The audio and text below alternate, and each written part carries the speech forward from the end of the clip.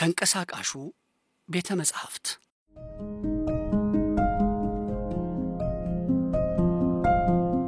የመጀመሪያው ዘመናዊ የቲያትርና የሙዚቃ ቡድን በአዲስ አበባ ማዘጋጃ ቤት ሲመሰረት ለዚህ ታላቅ ታሪካዊ ዕድል ከበቁት አርቲስቶች መካከል አንዱ ነበሩ።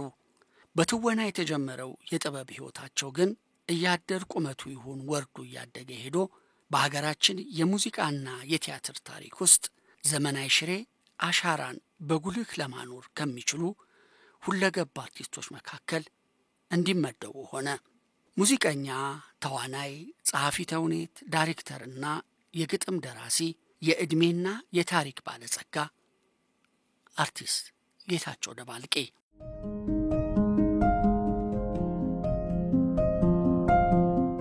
ከ240 ብር በላይ በሚሸጠውና በርካታ ምዕራፎች ተከፍሎ በ120 ገጾች በሚገባ ተሰናድቶ በቀረበው አቢሲኒያ ስዊንግ በተሰኘው መጽሐፍ ምናልባትም በሀገራችን በቀዳሚነት የተነሳ ፎቶ ነው ሊባል የሚችለውን ምስል ጨምሮ ስማቸውንና ግብራቸውን ዘርዝረን የማንጨርሳቸውንና እጅግ በርካታ ታዋቂ ዝነኛና ታሪካዊ አርቲስቶችን እንቅስቃሴ በስፋት ያስቃኛል።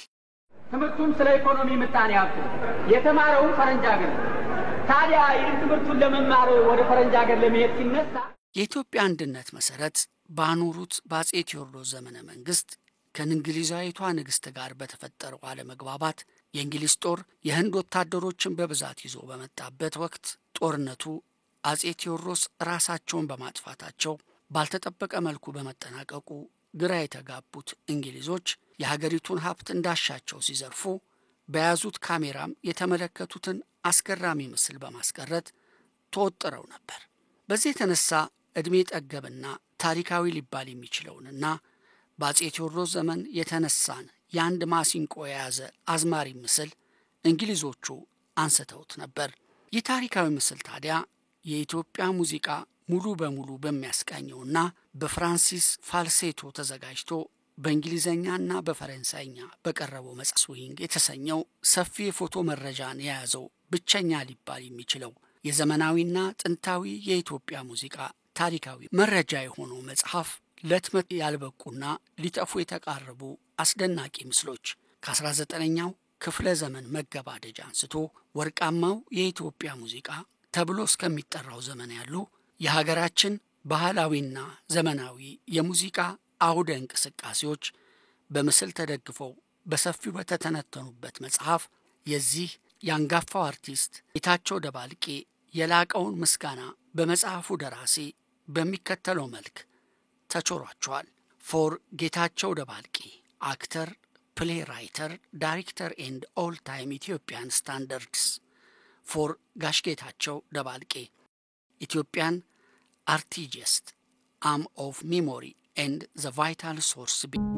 ፈረንሳዊው ፍራንሲስ ለተዋናይ የተውኔት ጸሐፊ ዳይሬክተርና የምንጊዜ ምርጥ የኢትዮጵያ ሙዚቃ ደራሲ ጌታቸው ደባልቄ የዚህ መጽሐፍ ዋነኛ የመረጃ ምንጭ በማለት ጋሽ ጌታቸው ደባልቄን በማመስገን ብቻ ሳይወሰን የመጽሐፉ መታሰቢያነት ለእርሳቸው ያበረከተላቸው ለዚህ ታሪካዊ መጽሐፍ አስፈላጊው መረጃ በማበርከት የነበራቸውን የነቃ ተሳትፎ ግምቱ ታሪካዊ ከተማ ናት።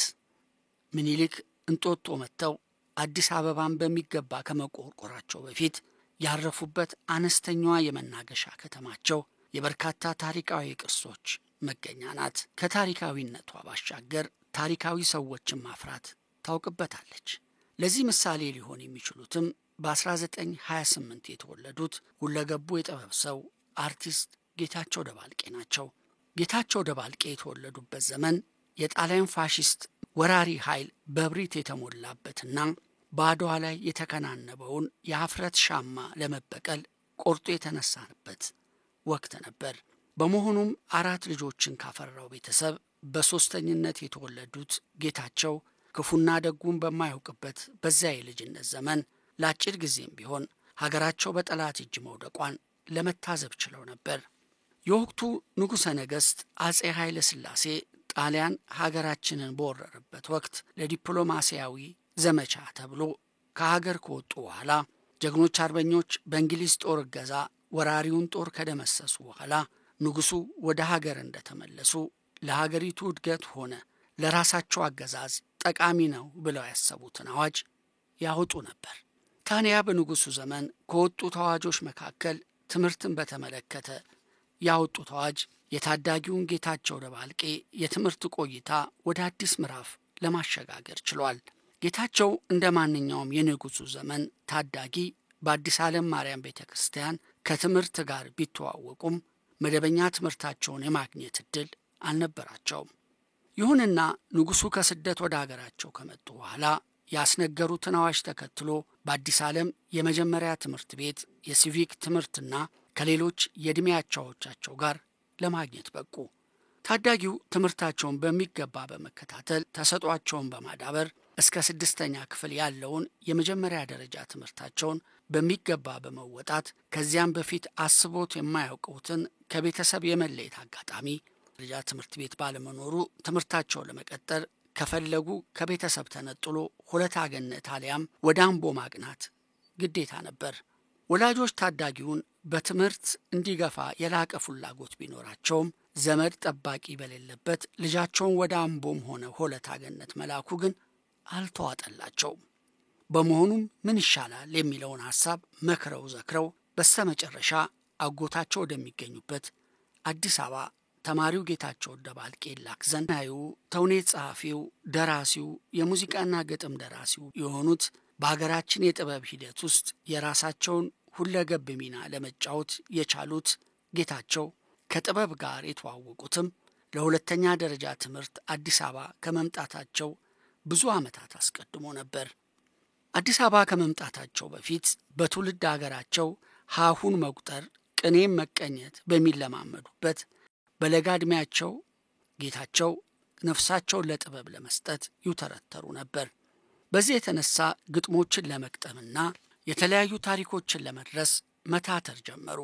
ሀሁን በሚገባ ወጥተው ለትልቅ ደረጃ ከመድረስ አስቀድሞ ነበር ለመጀመሪያ ጊዜ መድረክን የረገጡበትን አጋጣሚም ቢሆን አይዘነጉትም።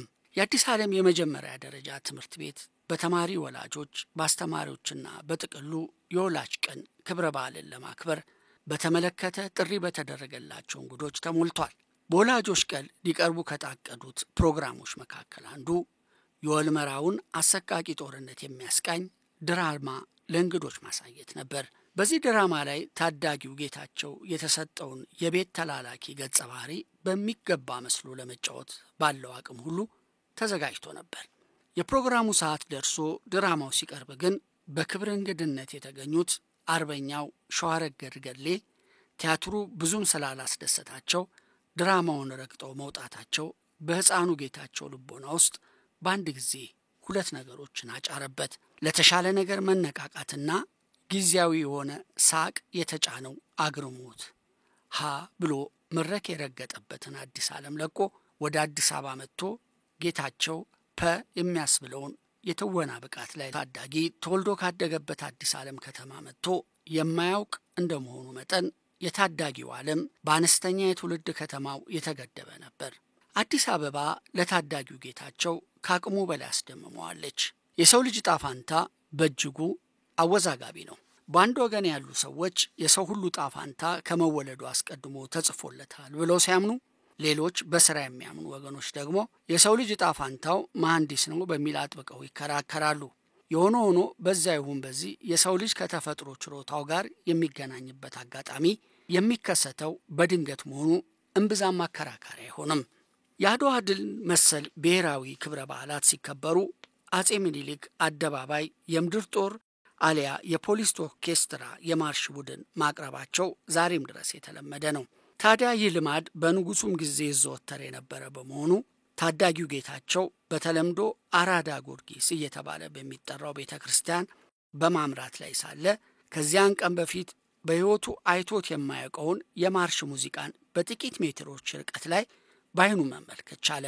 በልዩ አረማመድና በልዩ አለባበስ በዘመናዊ የሙዚቃ መሳሪያ የታጀቡት የንጉሱ ዘመን የማርሽ ቡድንን የተመለከተው ታዳጊው ጌታቸው በአእምሮ ውስጥ ያቃጨለውን የልጅነት ህልሙን እምቢ ማለት ተስኖታል። በዚህ የተነሳም በአዲስ አበባ ምን መማር እንዳለበት እርግጠኛ ሆነ።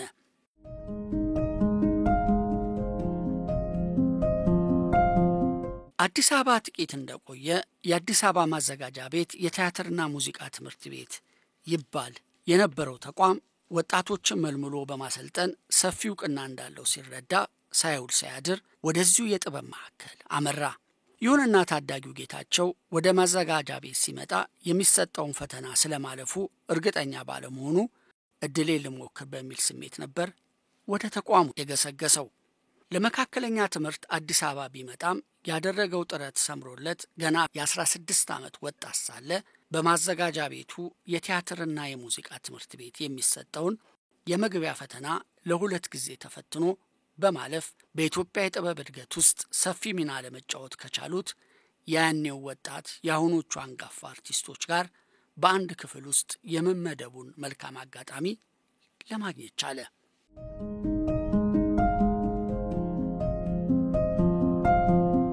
በሳክስፎን ያጫወት ችሎታው በመላው ዓለም ሰፊ የሆነን አድናቆት የተቸረው ጌታቸው መኩሪያን ጨምሮ ካሳ ወልዴ፣ መርዓዊ ስጦት፣ ግሩም ደምሴ የመሳሰሉት አርቲስቶች ጌታቸው ደባልቄ አብሯቸው ከተማሯቸው አንጋፋና ስመጥር አርቲስቶች መካከል ተጠቃሽ ናቸው።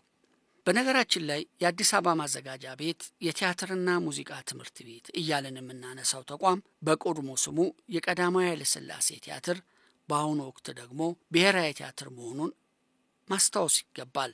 በዚህ ጥበብን በማስተማር ቀዳሚ በሆነው የትምህርት ተቋም ተቀባይነት አግኝተው ከገቡ በኋላ የትወና ትምህርቱን በሚገባ ከመቅሰማቸው ባሻገር ከተዋናይነት ወደ ጸሐፊነት ያሸጋገራቸው ጉዞም ራሳቸውን በራሳቸው በማስተማር እውን ለማድረግ ችለዋል። ከ5 አስርት ዓመታት ቀደም ብሎም በኢትዮጵያ ቲያትር ድርሰት ፈርቀዳሽ ከነበሩት ዮፍታሔ ንጉሴና መላኩ በጎሰው ከመሰሉ ታላላቅ የተውኔት ደራሲያን ስራዎችን በጥንቃቄ በማጤን ራሱን በራሱ ድርሰት ክህሎታቸውን አዳበሩት ጌታቸው ደባልቄ ቋሚ ስራ በሚል አጥብቀው ከያዙት ትወናው ጎን ለጎን የቲያትር ድርሰቱን ማስኬድ ወሰኑ። በሙዚቃውም ረገድ ዘመናዊ ሽሬ ጣፋጭ ሙዚቃዎችን ለማበርከት ቻሉ።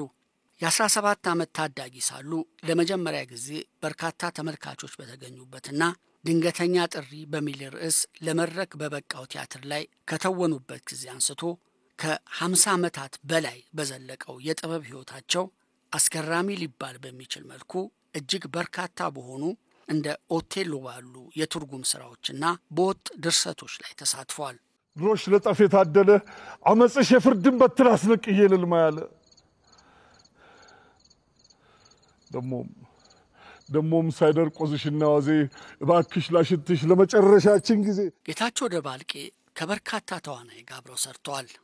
የትወና ንጉስ መሆኑ በስፋት ከሚነገርለት ወጋየሁ ንጋቱ አንስቶ በሕይወት ካሉና ከሌሉ በርካታ አርቲስቶች ጋር በመተወን ከፍተኛ አድናቆት በማግኘት ታሪካዊ ለመሆን ከቻሉ አንጋፋ ተዋናይ ተርታ ይሰለፋሉ። ከዚህ የምርጥ የትወና ችሎታቸው ባሻገርም በኢትዮጵያ ሙዚቃ ውስጥ ዘመናዊ ሽሬና እንደ አንድ ደረጃ ስታንዳርድ ሊወሱ የሚችሉ ሙዚቃዎችን በመድረስ በኢትዮጵያ ዘመናዊ ሙዚቃ ውስጥ የራሳቸው ሚና ሊጫወቱ ችለዋል። ከደረሷቸው የሙዚቃ ስራዎች መካከልም በግርማ ነጋሽ የተቀነቀነው የኔ ሐሳብ ተጠቃሽ ነው። ይህ ተወዳጅ ስራ ሽልማትን ለማስገኘት የበቃ ሲሆን የኢትዮጵያ የፖፕ ንጉስ የተባለ ለሚጠራና በሞት ለተለየን ድምፃዊ ሚኒሊክ ወሰናቸው የሰጧቸው አደረች አራዳ የተሰኘውና በበርካታ ድምፃውያን በየጊዜው እየተደጋገመ የሚሰራው ምርጥ ድርሰት ዋነኛ ተጠቃሽ ናቸው። እንገናኛለን የሚለው የሙዚቃ ግጥም ድርሰትም ከሌሎች ዘመናዊ ሽሬ የሙዚቃ ስራዎች ጋር የሚካተት ነው። እንገናኛለን አቆርጡን ተስፋ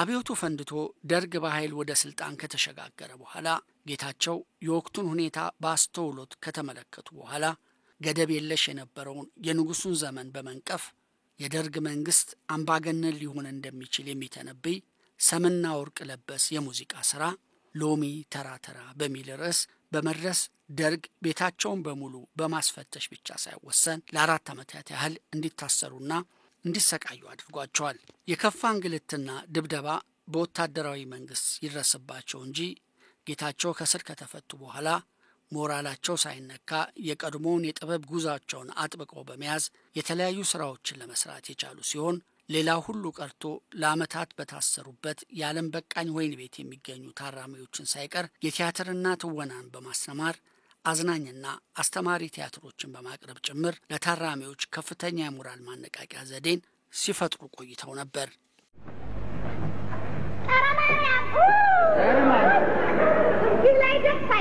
ዋማ ቤት የዘንድሮን በዓል መልኩንና አቋሙን ብቻ አይቶ ማግባት አያስፈልግም። ስንት ነገር አለ መሰለው።